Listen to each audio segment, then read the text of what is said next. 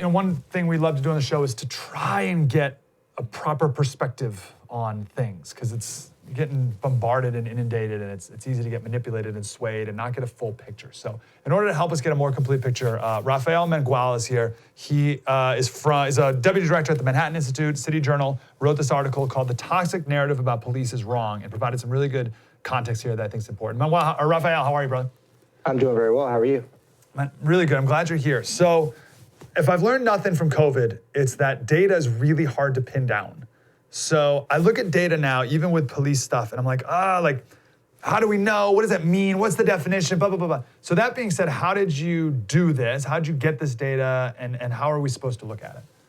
Yeah. So what I wanted to do was kind of take a step back from the sort of heated inner circle of the debate, so to speak, and get a full sense of what the scope of the police violence problem is, to see whether there actually is a, quote, police violence problem, as opposed to a problem with certain police officers being violent. And I think that's a meaningful distinction to make, and it's one that I thought was an important contribution to the debate, given how heated things have gotten. And so, basically what I did was I ran through the Washington Post data on fatal police shootings.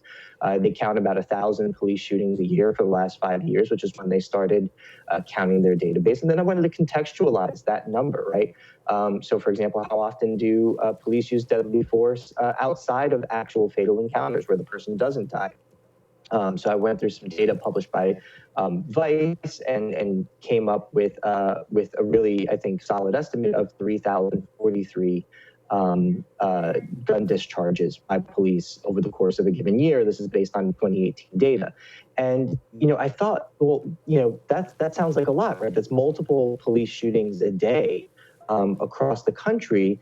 But I thought further that data just really needed to be contextualized in light of the size of our national police forces combined, as well as in light of the overall volume of police activity, right? When you consider the fact that in the United States of America, we have almost 700,000 full-time uniform officers working in law enforcement roles, and that those 700,000 officers make almost 10.5 million arrests a year. They have tens millions more public contacts in enforcement settings like traffic stops or pedestrian stops and frisks, that sort of thing.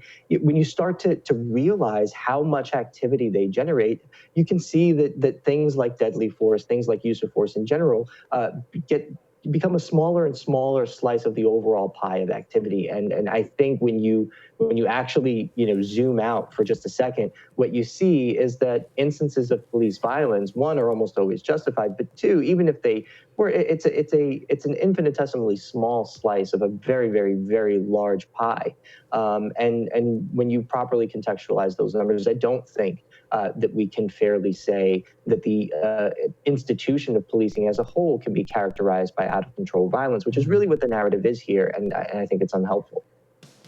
Slater Crusaders, thanks for watching the first on YouTube. If you want more, like, subscribe. We got plenty.